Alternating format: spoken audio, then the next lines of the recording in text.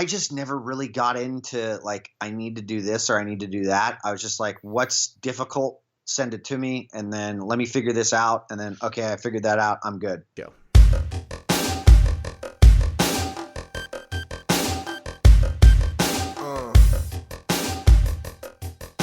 All right, welcome back to Lionheart Radio. I'm your host, Rick Alexander, founder of Lou Aviv in San Diego, California. And if you've spent any amount of time around fitness, certainly around CrossFit and endurance in the last decade, you're familiar with my guest today, Brian Mackenzie. He actually has far too many accolades to discuss here in a concise bio, but he's an accomplished endurance athlete, finishing both an Ironman as well as many ultra marathons.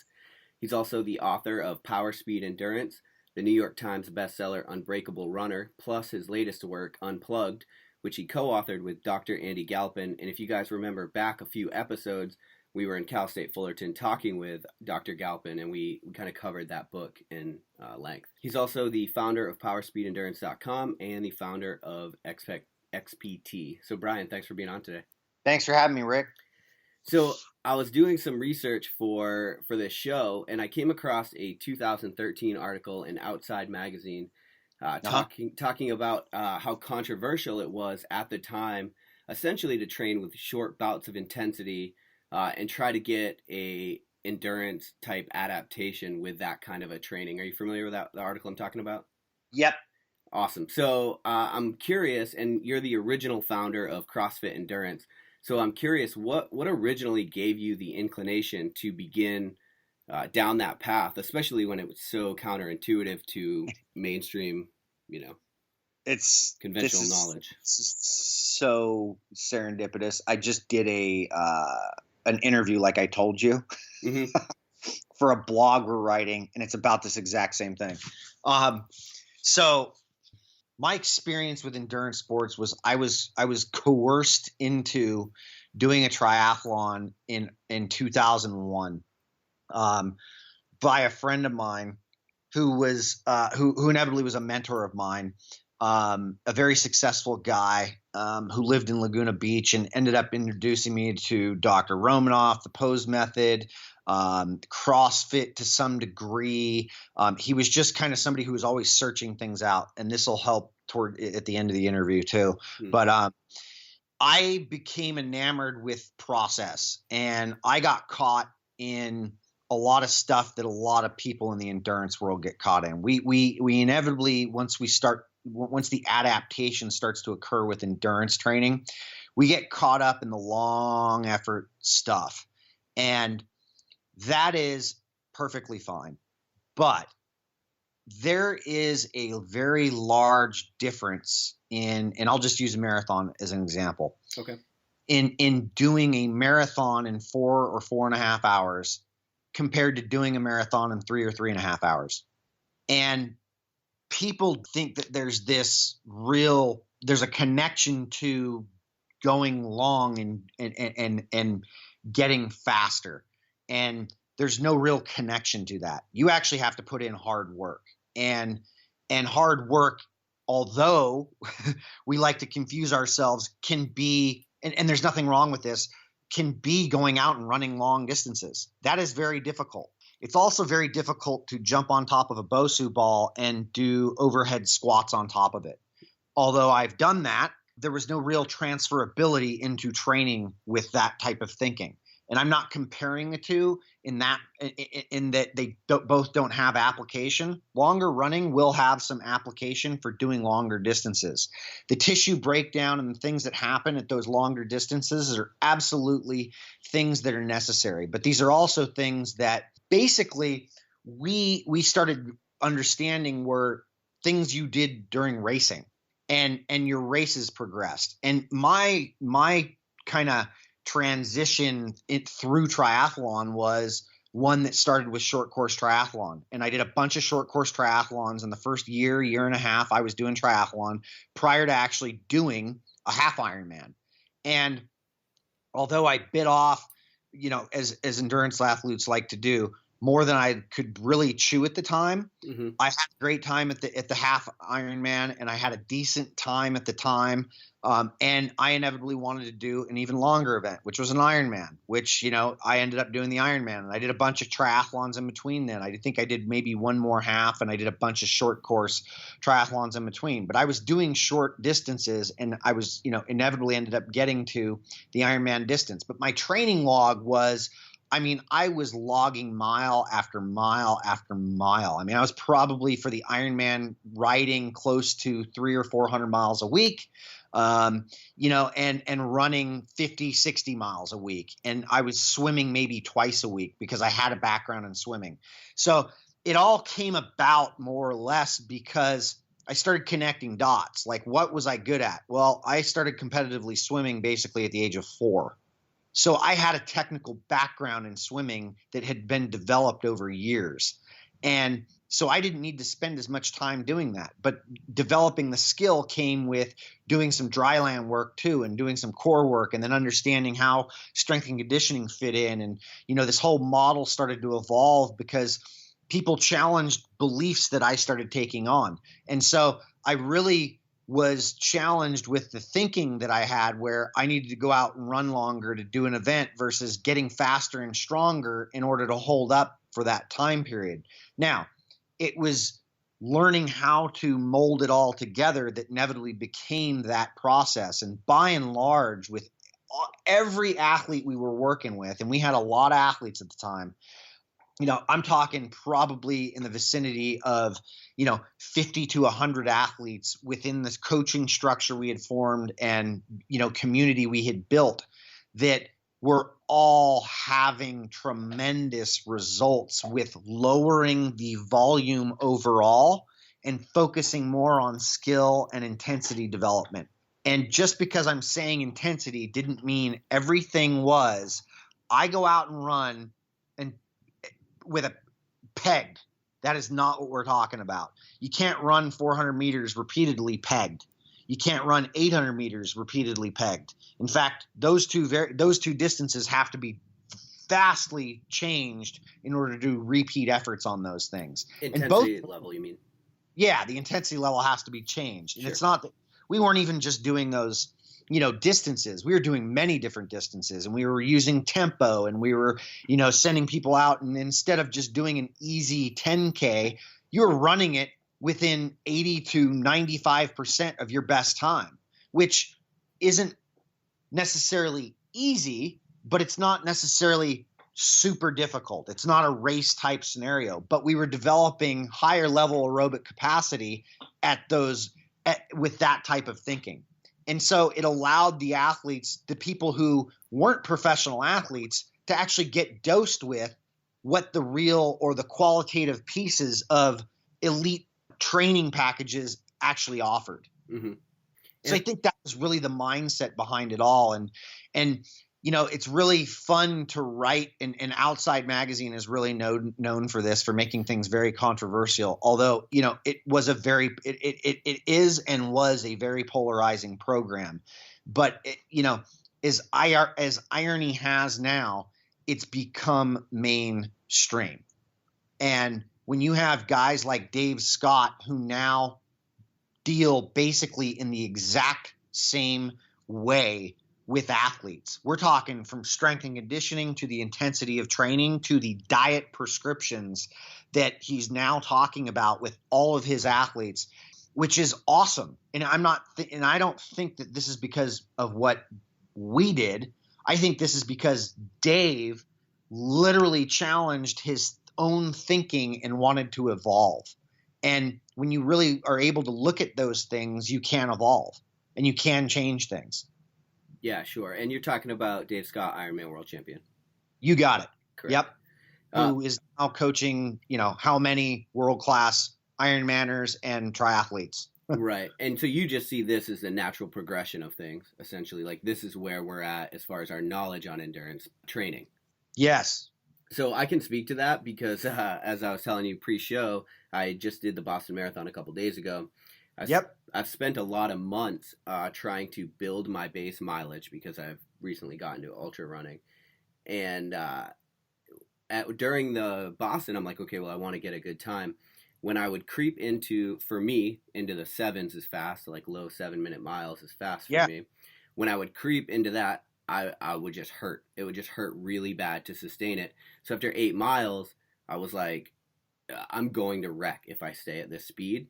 And so I had to essentially drop back even 30 seconds per mile into the eights. And now I'm comfortable because that's where I've done all of my mileage. And so I can definitely speak to what you were saying at first, which is you have to put in that high intensity work or it's not going to be there when you go to draw from the well, right? Yeah, exactly. So I'm curious, the high intensity work I completely get, and speed work has been around for a long time. Oh yeah, this isn't new thinking. It's just, the principle. It's a lot of like what we're doing with a lot of the breathing stuff that's going on. Is I'm not trying like we don't have a method. We basically have a principles based program. That's it. And that's power, speed, endurance. Yeah, yeah. And there's nothing wrong with going out and running and building a base. Just be very clear with what you're doing though.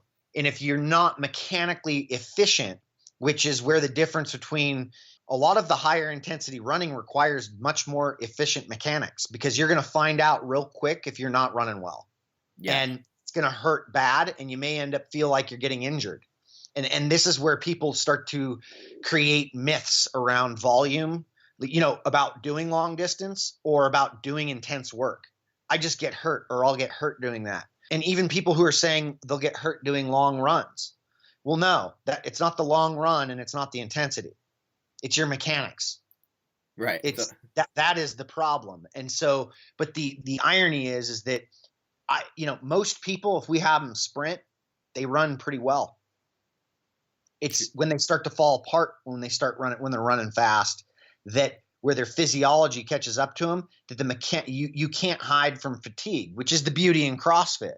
And this is what Glassman talked about. And this is why I love Greg's thinking is I don't care what you're capable of. I'm going to expose every hole you've got. And under fatigue, under stress, we really find out a lot about your movement flaws. And so we can not only develop a strength and conditioning or a movement program based on what's going on with you and where you're falling apart, but we can really pull back on some of that mileage and some of that stuff and implement higher quality, things in there. So I could have you running some longer stuff, but I could also have you out there holding 8-minute miles on a 10-mile or 15-mile run. But let's just say every 5 minutes, we're going to take that up to 6:30s, 6:45 pace. And you're going to hold that for a minute and then bring that down. There's intensity for you. And so there's not a whole lot of people who are really understanding those kind of things that are just going out and going and running long because I just want to go run long. And I think this is where a lot of the stuff got polarizing about it. Is because people were like, oh, they're saying we can't do this. And I'm not saying you can't do it. You can do it all you want. It's, it's just, let's differentiate 4-hour marathon or 3:30 from 3 hour, Yeah, absolutely. So just like when you go to, run a faster race and you haven't put in the work at a high intensity, couldn't you say the same thing about doing a prolonged effort? So 12 to 15 hours into a race, if you haven't done it in training, it also won't be there, just like the speed wouldn't be there? You would think, but that is not the case. Okay, and that's not what you found. That's what I'm curious about. Yeah, that is not what I found, and that was the case. And it's been an interesting thing because you just have to learn, I can't be intense. A 100-mile run is not the same as a marathon. And so I really need to think about what it is I'm doing when I'm out there. And, look, there's been a lot of people I've talked to over the last decade who were like, I want to go run 100 miles. And I'm like, all right, have you done 50? No. Okay, so you should probably figure out how you're going to get to 50 first, run 50. And if you can answer yourself in the a few days finishing 50 miles that you want to run 100, you might do it.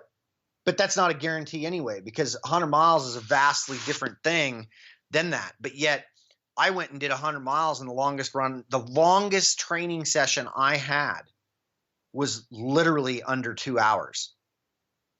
For a 100 miler? For a 100 miler. And did you have a good time in that 100 miler? I ran the Angeles Crest 127 hours, a little over 27 hours and some change. So I finished 39th in that race. Without training over 2 hours. Without training over 2 hours. And did a lot of people point at that?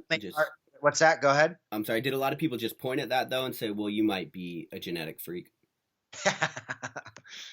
I'd be a very, very hard case to say I'm a genetic freak for endurance training.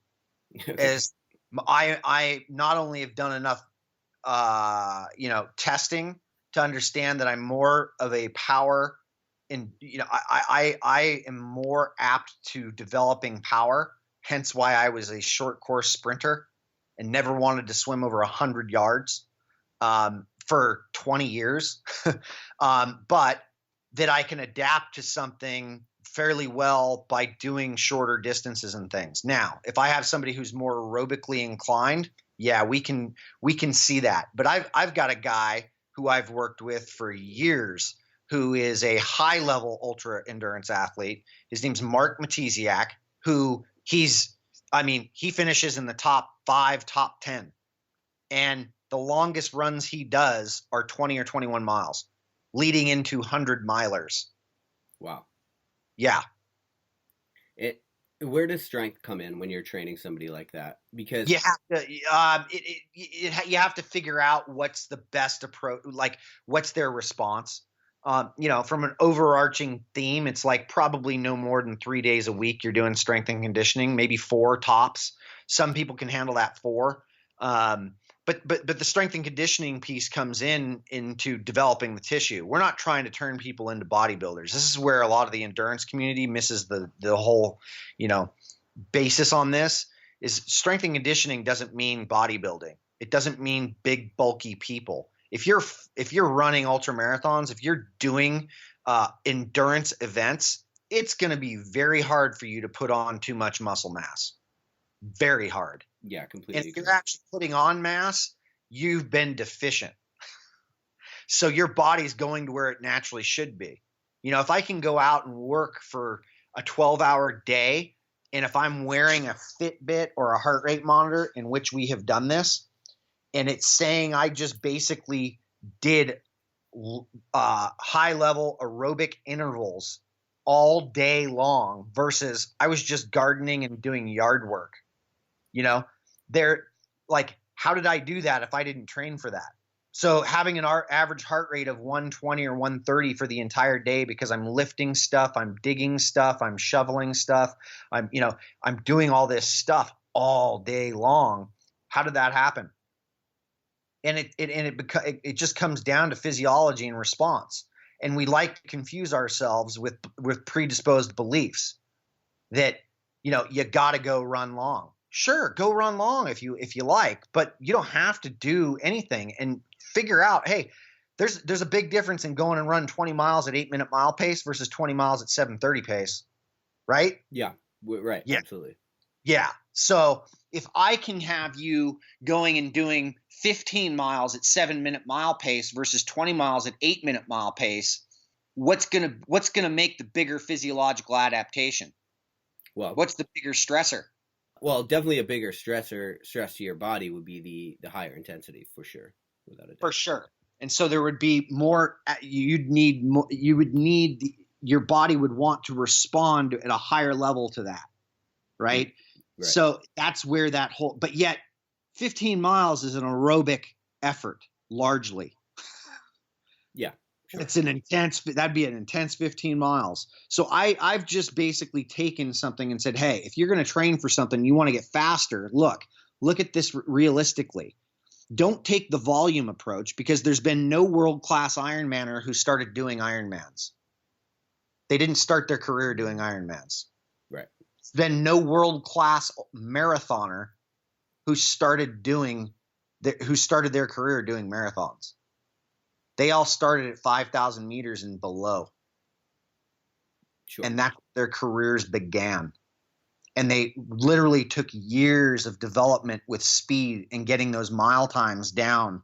Dean Karnazes, was a very, very fast runner.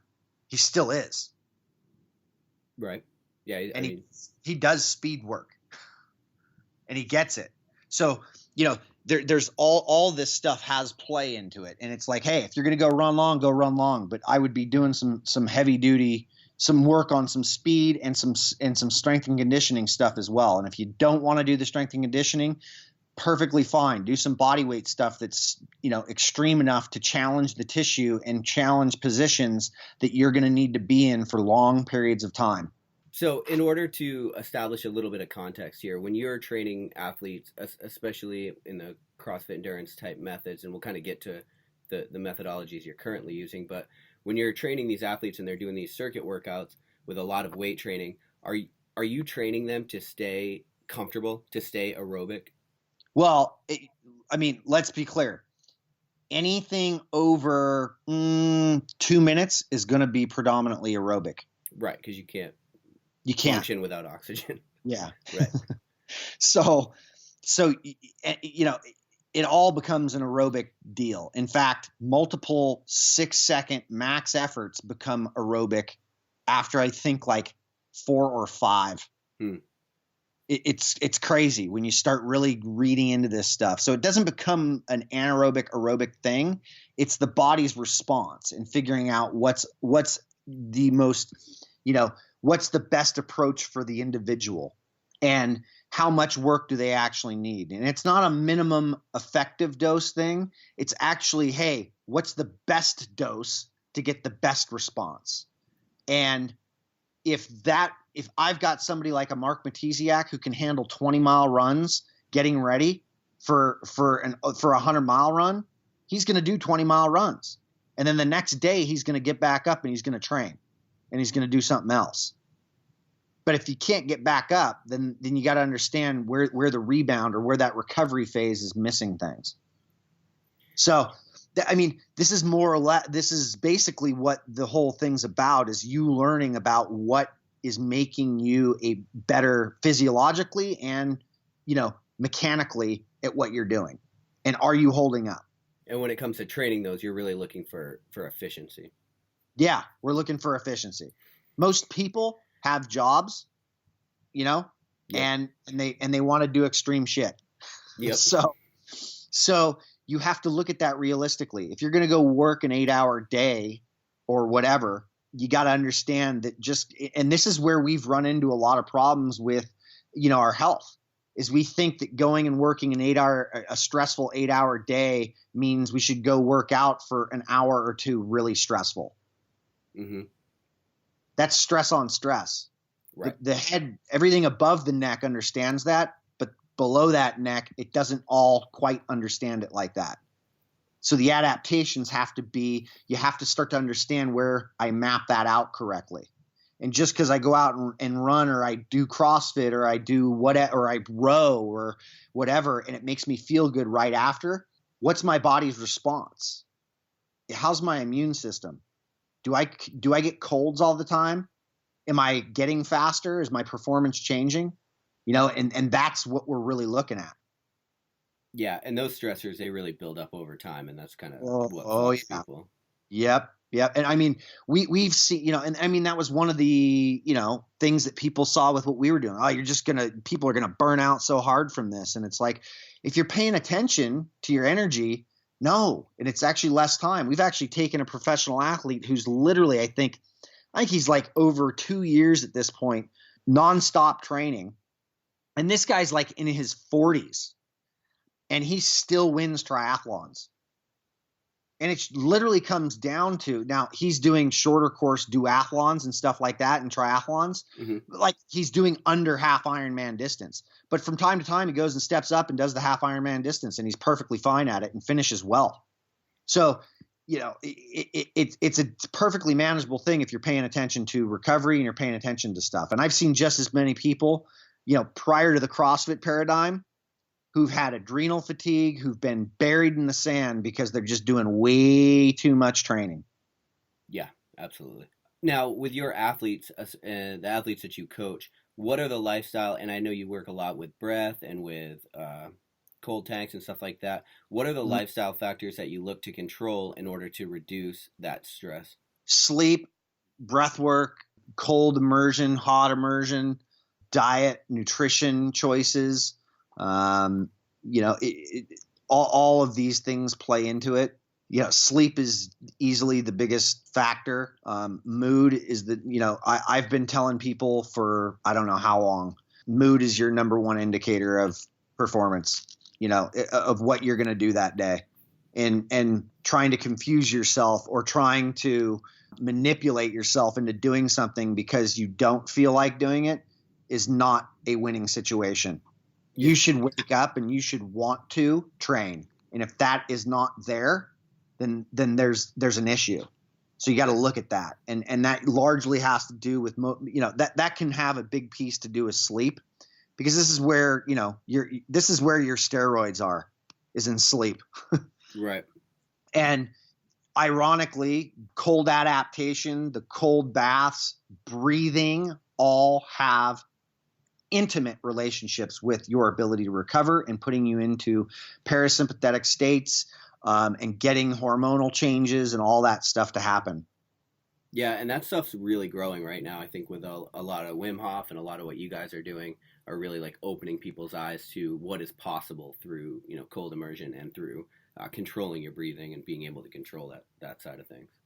Yeah, Wim Hof's done a tremendous job with getting the information out. And, we've been doing this stuff as long, if not longer than he was with some of the stuff, not, the breathing stuff. His method is amazing. I do think that there are many different things, which is also what we do inside the, Power Speed Endurance, the PSE Pro model, where we actually line out training, specifically for each sport now. And we have an actual breath program that literally deals with all of these aspects, whether you want some sort of superventilation practice, which is something Wim Hof would fall into, or you want something for CO2 tolerance buildup, for understanding that. And that is a big, big, big problem, even in athletes, people who've been lifelong athletes who are very CO2 intolerant.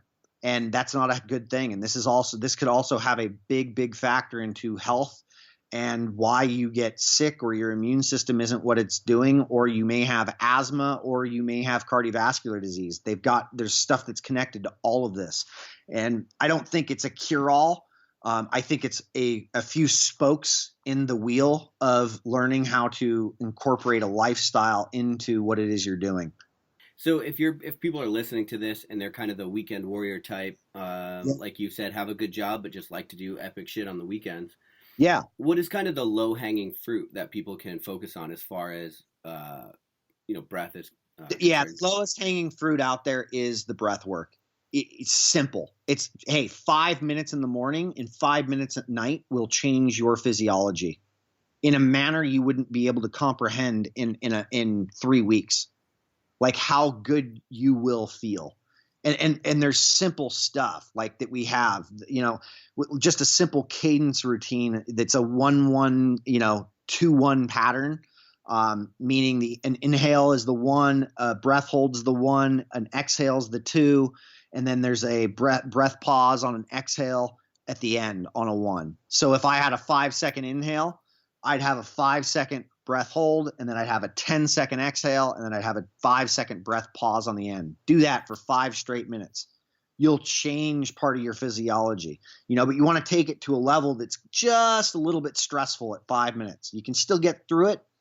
And that simple process right there will change physiology. Just going and doing, like, you go on a walk or even on your run.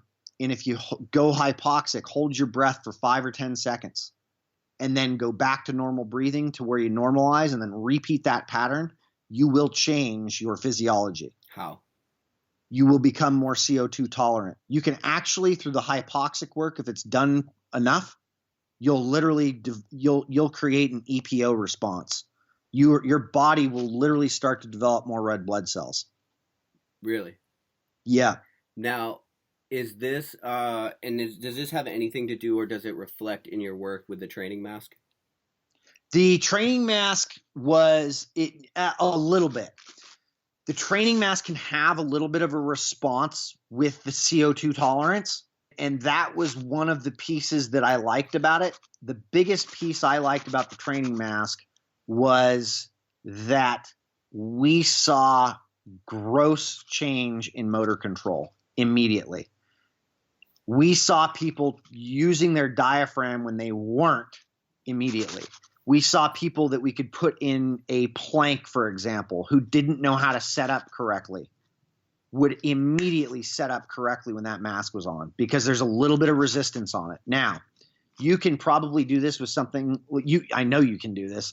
You could do this with something like an Expand-A-Lung, which is another device out there.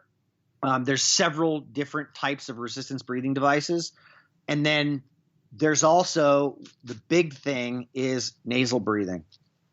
Mm-hmm. If you just go to nasal breathing, that will literally change a lot of your physiology to really get to a higher aerobic level, and it'll force you to actually set up correctly, because you've got to draw air into something that's not as easy as your mouth. Right. So same thing. You're gonna force your body to work more efficiently, and in doing so, it's going to create more red blood cells, carry more oxygen.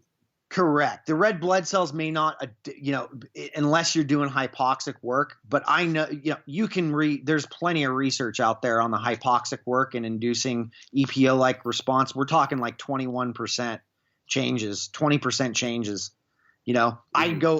I live at 3,000 feet. I go up and snowboard probably once a week at about 8,000 to 9,000 feet, and I'm completely unaffected, and I can go as hard as I want. So you think that kind of work actually has an adaptation or a transferability to when it comes to actually doing work at elevation? Absolutely. Because I think that's what a lot of the controversy came through with the endurance or the training mask to begin with, is people are like, well, it's not actually simulating. Yeah, well, the whole name of the thing, the elevation training mask, I think might have not been the greatest, but it's simulating what it may feel like at those things. So I didn't find that the training mask changed altitude for me, but I found that the training mask, by using a resistance breathing device in a warm-up, which there's actually research on this now, will change your training. And here, when you're like 10, 20 minutes into your run and you start to really feel good and like you go forever. Yep. That is when your respiratory system catches up with your muscular and cardiovascular system. Okay. And resistance breathing warm-ups eradicate that. Force it quicker? Yep. Okay. So that can change in a training session right there. And we saw with motor control, so using it in a warm-up scenario for core activation, stuff like that was awesome. We also liked to use it, and still do from time to time, during recovery for intervals, but we do not use it when we work. Okay, so you have the athlete do the bout of work, and then they put that on it while they're recovering, and it forces. Yep. Okay. It forces better breathing mechanics, forces them to take in more air, forces them to get rid of the air. It forces more of it just creates a better pattern for breathing. Gotcha. It's really interesting that you bring this up, because a couple weeks ago I was on an interview with Kayla Banfield, who is dating James Newberry, CrossFit Games athlete. And she was talking about a workout that he did, which I've been trying to get all my friends to do. I tried 60-minute max cals on the Airdyne, only breathing through your nose. Yep. Fucking miserable. Yeah, I work with James. Oh, you do? Okay. Did you give him that workout? Yeah, I gave him that. Oh, okay. Nice. Yeah. Yeah, he worked up to that. Okay, yeah, because he could only hold his heart rate at he could only get his heart rate just below 140 nasal breathing when we started. He's now up at about 168, and he says that he feels unreal doing it. So this is something you have him test and retest? Yeah, he uses this weekly. Okay. Yeah, It, he's on a program that I designed for him. okay, and for people that are listening to this and are interested in adding this to their programming, whatever their fitness routine looks like, do you suggest weekly? Yeah. Oh, if you're gonna do the nasal breathing stuff, I would either implement it every single warm up and aerobic during an work, and every warm up you do, unless it's strictly weightlifting, should involve some sort of an aerobic component, meaning you're going and doing something monostructural for an aerobic piece for probably close to 10 minutes. That should be nasal only. If not, your entire warm up nasal only breathing. That'll change that'll change you tremendously. You'll find your respiration rate goes down throughout the day. You'll find you start to breathe through your nose when you sleep. These are all issues we have as a society, as we're mouth breathers. Yeah. Know when a dog breathes through their mouth? When they're thirsty? When they Exhausted. are overheating and exhausted, or they're sick and dying. That's an interesting fact. Yeah. So since the CrossFit endurance days, and with what you're doing now with power speed endurance, how have your, I guess, methodologies or your approach to training changed based on what you've kind of found throughout coaching all these athletes? Because I know you coached, James Newberry. I know we had Sarah Hendershot on. She said that you coached her as well. Yep. So how has your methodology changed throughout all of these elite level athletes that you've had the experience of coaching? I mean, one, Sarah didn't get. I mean, Sarah got a little bit of this stuff because it was early on in what we were doing. But there's. I think the biggest change has been the breath work, but it's also come in the form of understanding metabolic shifts, where we look at somebody who is, if they're a working athlete, meaning they're a rower, a runner, a CrossFitter, somebody who's working, right? And we look at where they have metabolic shifts or where they got stress marks that happen. And in doing that, we've really tailored programs like James, for instance, where James had a really bumpy metabolic cart that we did on him. And we literally forced him. We've got Annie Thor's daughter, Frederick, her boyfriend. I've got the guy who plays third at the games on one of my programs. We've got, a slew of people from the training plan, which is Yami Tinkanen's program, that have been following this stuff as well. And the biggest thing that we use is that metabolic cart and getting people cleaned up, because unfortunately with the whole, we're all human, and I've fallen into all of this. Like, I've done long, slow distance. I've gotten caught in way too much just intensity. I've got, I do just CrossFit, and then I hate running, and it's no wonder, and all this stuff. But when you look at somebody who's been CrossFitting for a long time, for instance, and they think that it's just all about short and hard and doing Metcons all the time, you have a lot of problems. We've seen a lot of problems at the lower end range of their aerobic work, meaning it looks like an EKG chart until they hit basically their lactate threshold. So we want to clean that stuff up, and that is what that low level or low effort stuff ends up looking like. And so for a lot of these athletes, we've literally had them doing work at a below 130 heart rate, nasal breathing only, for 60 minutes until they can progress up to something like what James is doing for, max calories for 60 minutes and nasal breathing only, to where he's, changed that tremendously. So that progress really stepped away from what we were doing with, the whole model with PSE, where you have endurance athletes that largely do way too much aerobic training. It's just all long, slow, right? Which is perfectly fine if that's the approach you want to go. But just know that when you want to go turn it up, you're not going to have that gear. Yeah, I'm reaching a ceiling with it right now.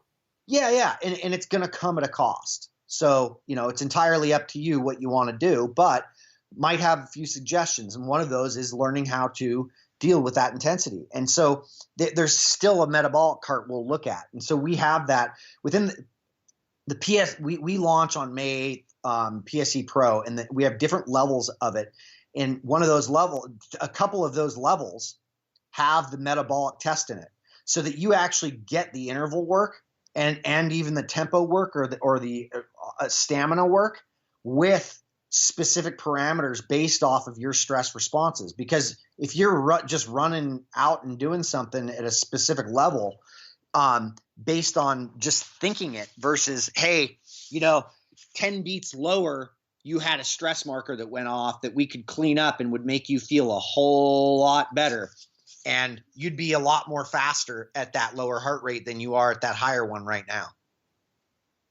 So it's just teaching people how to really get efficient at those metabolic processes and those stress markers so they can clean it up. Yeah. The breath work largely helps with a lot of this stuff as well. It inevitably helps create more mitochondria. You're stimulating the aerobic system more. If I'm having you breathe heavy for 5 or 10 minutes, there's no difference in, is it any irony that if you go out and run after 5 or 10 minutes, you're huffing and puffing too, and you feel better? Well, there's a lot of connections to that. There's a lot of similarities in that stuff. And so if we stimulate it correctly, and if we actually challenge CO2 tolerance a little bit, we can start to develop you physiologically in ways that you didn't know you could develop. Yeah, so you're looking at it from a basic or a straight up energy cell production standpoint as well with the breathing. Yep. Which would have an adaptation no matter what the hell you were doing. So will the ice. So will the heat. What is the ice protocol that you're using with people? We usually have people go 3-minute bouts, anything under 3 minutes, working up to 3 minutes, getting them in the ice. We don't do it after training, post-training, because we want the inflammatory response to happen. We don't want to shut that down, but we use it as a protocol probably 45 minutes to 60 minutes after they train, or just they use it in the morning or the evening. The ice will help reset the system, the nervous system. It'll help. There's research. Dr. Rhonda Patrick has exposed this stuff on mitochondrial biogenesis through cold training. Mm-hmm. The same stuff that, you go get in a sauna, and when it starts to get claustrophobic, that's the same exact response that you're going to get during endurance training when your heat shock proteins start to fucking come apart. That is direct relationship. There's hormonal stuff that's happening. It's all connected. I could have you do 3 rounds of heat and ice, maxing out the heat and doing 3-minute ice rounds, and you would be exhausted at the end of that. Yeah. Because you're revving your metabolism up and down, and having it work in different ways. Fight the cold, fight the heat. It's interesting, and I think you're at the forefront of it, but it's interesting how the conversation has really progressed to looking at the body as this system, where it used to be, I think, very segmented on how you trained, how you recovered. Yeah, we have a concept in that everything is everything, man, and it's not a new saying, but it's, everything is connected. And if you're not looking at if you're not looking at how you can connect everything together, then, I don't understand that, but right. I like seeing how we can connect it all together. And I think that's why human performance is becoming so bitchin' right now, is we're finally starting to look at things as a whole, and how we can implement all different, a bunch of different stuff. Do you see the ceiling opening up as far as human performance is concerned in the next decade? It's opening already right now in ways that, we can't believe. We're getting involved with Stanford Medicine on some research right now that is going to be game changing. That's cool.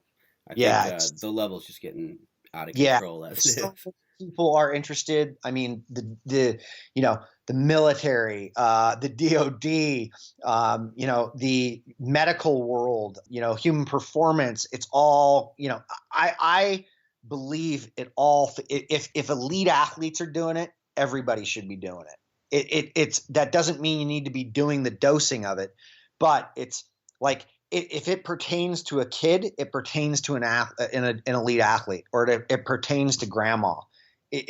We all can get something from it all. Yeah, completely agree. So for people that are listening and are interested in the PSE stuff, kind of who would that be for the coaching part, and then how would they get involved? Well, ultimately it's for anybody. So you could literally pick a program based on, like, if you just want to get the running stuff, if you want to do more running, or you want, just the metabolic stuff, you can get the metabolic, you could get the PSE run, or you could get the bike, you could get PSE bike and do all your metabolic training on the bike. Or, swimming. We have all of these different programs, or we have the full package. You could get them all and choose what it is you want to do that day. Take a CrossFit athlete, for instance. Like, they could get it and they would get basically almost like a triathlon looking program, right? And if they've got a pre-existing program, they could discard the strength and conditioning work and the CrossFit stuff and use the swim, the bike, the run, the ruck, or they could sign up for the breathing program and get the entire breathing package, which is, all the breath work. You get 5 different protocols throughout the day that you can pick and choose from and see how they're implemented in between workouts or before workouts or after workouts. Or we've got the fuel package, which is the nutrition stuff that kind of shows you how to bounce off, based off of the training that's happening and what's going on, where that fits in and what you should be focused on based on who you are. So it's a full kind of deal that you get to customize yourself. Okay. Nice. Very cool. Yeah. So the Lionheart kicker is the final question. And it is, if you could give advice, blanket advice, and it was guaranteed that everybody in the world would hear it, it'd be translated to every language. They may not all follow it, but they would definitely hear it. What would you tell people? Challenge your own beliefs constantly. Do you think that's how you've gotten to where you've gotten as far as experimenting with all of these different I know. things? I know. And I know it's why I married my wife. I know it's why she makes sure that I'm, challenged for sure. And I love that. But it's the people in my life. They're the exact same way. There's no irony. People ask me, they're like, do you drink? And I'm like, yeah, no, I don't. And they're like, why not? I'm like, I just haven't found a real need to it. And ironically, it's pretty much every single person in my life doesn't drink either. They may have a glass of wine or, from time to time, but nobody drinks. And I'm just using this as an example. Yeah. Right. But all of these people are living a lifestyle specifically based on their experience and what maybe partying or drinking, may have an issue with.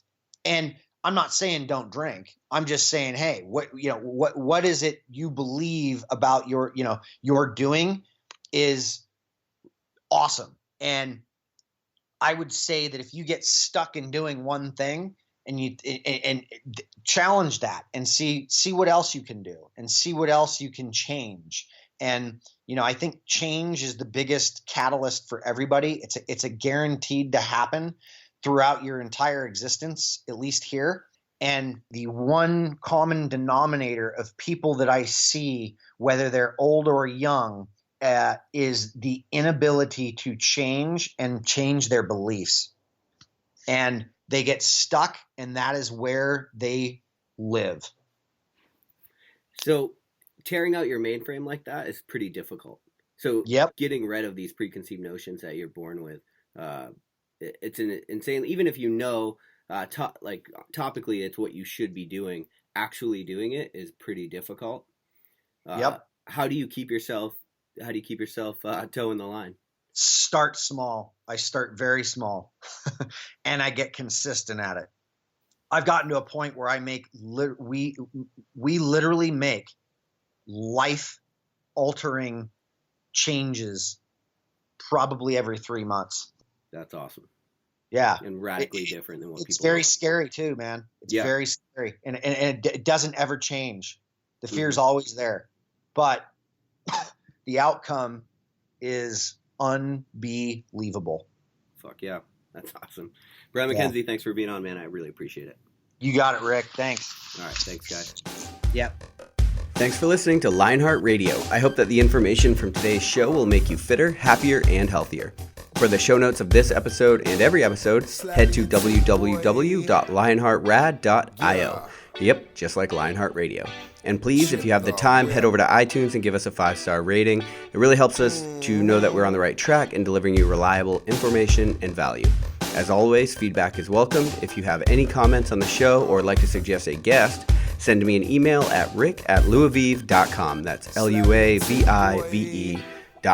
Thanks for your support, and we will see you next time. Bitch, I feel good. Don't I look stupendous? My shine is so endless, and shit you can do to end this. Even when I'm dead, niggas still gon' bump that chip shit. Coke, white, Escalade on cinches for you dipshit. So you won't forget this. Midwest nigga be the coldest.